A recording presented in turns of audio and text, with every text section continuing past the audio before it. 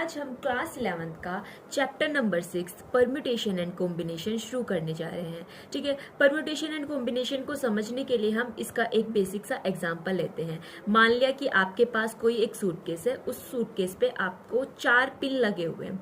आपको सिर्फ first pin का पता है कि वो 7 है। अब ये बचे हुए 3 पिन 0 to 9 में से कोई भी आपका नंबर हो सकता है। अब ये खोलने के लिए आप क्या करोगे, 0 से लेके 9 तक आप इसका अरेंजमेंट करोगे कि हो सकता है पहला नंबर 0 और दूसरा भी 0 या फिर तीसरा भी 0, इस टाइप से भी हो सकता है, या फिर हो सकता है 0 हो, 1 हो, 2 हो, मतलब ऐसे आप करोगे तो ये बहुत सारे आपके पास नंबर आ जाएंगे। लेकिन ये जो मेथड है ये आपके पास इतना सिंपल नहीं है। हो सकता है कि भाई वहां आपके पास टाइम कम हो, आपको सूटकेस जल्दी खोलना हो, तो हर जगह हम ये मेथड अप्लाई नहीं कर सकते। तो इस चैप्टर के अंदर हम वो ही देखेंगे कि इन 3 नंबर को हम किस टाइप से अरेंज कर सकते हैं, या फिर इस 3 नंबर को हम किस तरीके से इस सूटकेस को इतनी जल्दी खोल सकते हैं। हाँ, तो इस चैप्टर में हम सिर्फ इस सूटकेस को खोलना ही सीखेंगे। तो चलो इस चैप्टर को स्टार्ट करते हैं। सबसे पहले हम देखते हैं फंडामेंटल प्रिंसिपल ऑफ काउंटिंग। इसको भी एग्जाम्पल की हेल्प से समझ लेते हैं। मान लिया कोई एक मोहन नाम का लड़का है। इस मोहन के पास 3 पैंट है, P1, P2, P3, और उसके साथ 2 शर्ट है, S1 और S2। ये किस तरीके से, ये अलग अलग इसको शादी में जाना है, ठीक है। अभी किस तरीके से अलग अलग टाइप के ये अपने कपड़े पहन सकता है। चलो एक बार इसने ये पैंट पहन ली इस शर्ट के साथ, एक ड्रेस बन गई।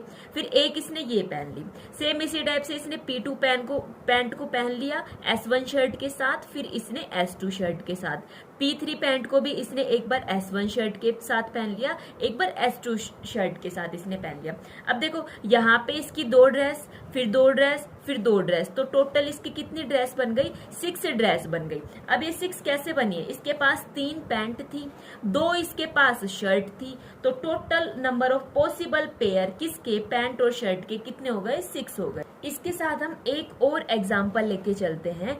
इस एग्जाम्पल में कहता है राम के पास जो है 2 तो क्या है, इसके पास स्कूल बैग है, 2 स्कूल बैग है, 3 इसके पास टिफिन बॉक्स है, और इसके पास 2 क्या है, वाटर बोतल है। तो ये किस तरीके से इनको अलग अलग चूज कर सकते हैं कि हर बार ये क्या ले जाए, अलग अलग ले जाए। ठीक है, तो हमने 2 स्कूल बैग को मान लिया B1 और B2, 3 टिफिन को मान लिया T1, T2 and T3, water बोतल को मान लिया 2 वाटर बोतल है तो W1 एंड W2।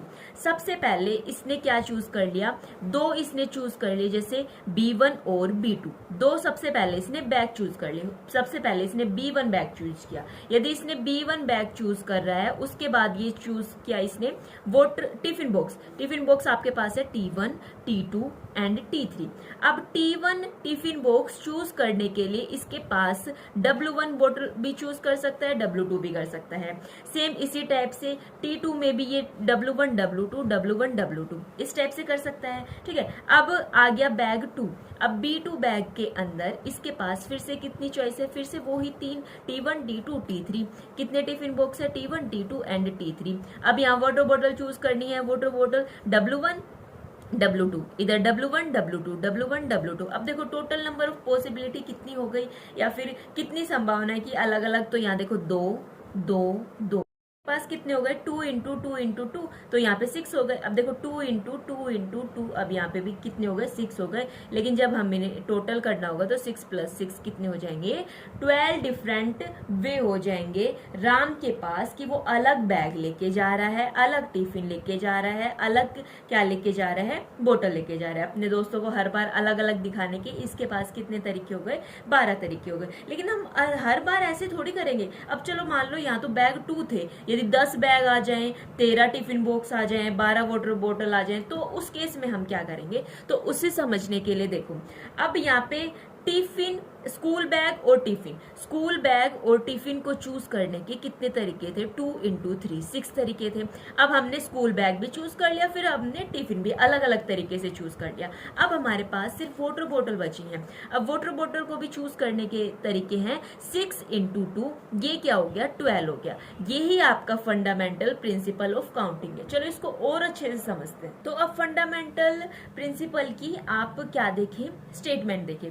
यदि एक इवेंट अकर हो रहा है m तरीके से, दूसरा इवेंट हो रहा है n तरीके से, तब जो टोटल नंबर ऑफ इवेंट कितने तरीके से होंगे, m क्रॉस n तरीके से होंगे। ठीक है, जैसे हमने स्टार्टिंग में एग्जांपल लिया था शर्ट और पैंट का, मोहन के पास कितनी डिफरेंट शर्ट और पैंट, कितनी अलग अलग टाइप की वो ड्रेस बना सकता है। ठीक है, तो आपके पास कुछ नंबर ऑफ पैंट्स थी, फिर आपके पास कुछ नंबर ऑफ शर्ट्स थी, आपने उसके अलग अलग तरीके डिफरेंट वे निकालने के लिए कितने इवेंट अकर हो सकते हैं, हमने उन दोनों को सिंपली मल्टीप्लाई कर दिया था। अब ये जो फंडामेंटल प्रिंसिपल ऑफ काउंटिंग है, ये आपका फाइनाइट नंबर ऑफ इवेंट के लिए हो सकता है। फाइनाइट नंबर ऑफ इवेंट के लिए हो सकता है मतलब जैसे हमने लास्ट एग्जांपल में देखा था, हमारे पास स्कूल बैग थे, टिफिन बॉक्स थे और हमारे पास क्या थे, वाटर बोतल थी। तो वो तीन अलग अलग हमारे पास उस टाइम तीन अलग अलग इवेंट अगर हो रहे थे, तो हमने उन तीनों को मल्टीप्लाई कर दिया। अब तीन केस में जैसे m इवेंट हो रहा है, n इवेंट हो रहा है और कोई p इवेंट हो रहा है, तो इस केस में हमारे पास टोटल नंबर ऑफ अकरेंस क्या हो जाएंगे, m cross n cross p। इसी टाइप से आपके पास कोई 5 इवेंट हो रहे हैं, 10 इवेंट हो रहे हैं, तो उनको हम सिंपली यू क्या कर सकते हैं, मल्टीप्लाई कर सकते हैं। लेकिन कंडीशन है कि वो आपके पास फाइनाइट नंबर में होने चाहिए। एक एग्जाम्पल और लेके चलते हैं। अब ये एग्जाम्पल कहता है आपके पास चार, आपको एक मतलब 4 लेटर से आपको एक क्या बनाना है, वर्ड बनाना है। आपके पास लेटर इसने दे दिए जैसे ROSE, ये इसने कोई भी लेटर दे दिया। ये कह रहा है चाहे इसका कोई मीनिंग निकले या फिर नहीं निकले, लेकिन कंडीशन है कि जो लेटर एक बार यहाँ आ गया वो रिपीट नहीं होना। और वैसे भी जैसे 4 ये लेटर दे दिए, सिर्फ इनसे ही आपको ये बनाना है। तो कितनी पॉसिबल है, अब देखो फर्स्ट बॉक्स पे कितनी पॉसिबिलिटी है, R भी आ सकता है, O भी आ सकता है, S भी आ सकता है, ई भी आ सकता है। तो यहाँ पे 4 आपके पास पॉसिबिलिटी हो गई। लेकिन अब देखो एक कोई भी मान लिया, कोई भी एक आ गया यहाँ पे, जैसे मान लो फर्स्ट पे एस आ गया, तो अब इसके पास कितनी पॉसिबिलिटी बची, 1 2 और 3, इसके पास 3।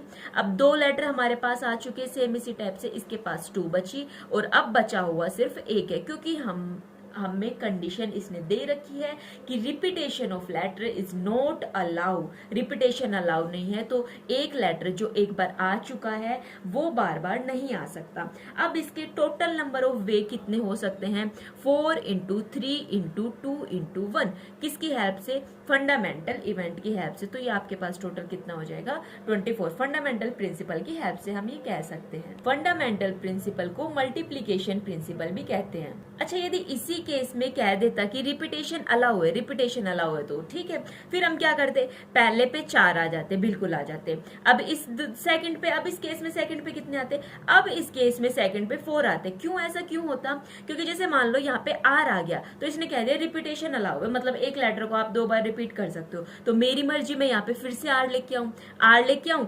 OSE, ये तो वापस से लिख ही सकती हूँ। तो यहाँ पे भी मैं 4 लिख सकती हूँ, यहाँ पे भी कोई भी 4 लेटर आपके पास आ सकते हैं। तो ये कितने हो जाते, 256 हो जाते। अब एक एग्जाम्पल हम देखते हैं। ये एग्जाम्पल कह रहा है आपको जो है एक 2 डिजिट का नंबर बनाना है और इन नंबर में से 1 2 3 4 5, इन 5 नंबर में से आपको 2 डिजिट का नंबर बनाना है। बट कंडीशन आपके पास है कि ये जो आप नंबर बना रहे हो 2 डिजिट का, ये आपके पास कैसा होना चाहिए, इवन नंबर होना चाहिए। तो देखो इवन नंबर होने के लिए हमें क्या पता है कि जो इसका वंस प्लेस है वो इवन होना चाहिए। अब इवन नंबर क्या होते हैं, जो 2 से डिवाइड होते हैं, 2 से डिवाइड होने वाले यहाँ पे 2 और 4, तो इसकी पॉसिबिलिटी इसकी कितनी हो गई, 2 हो गई।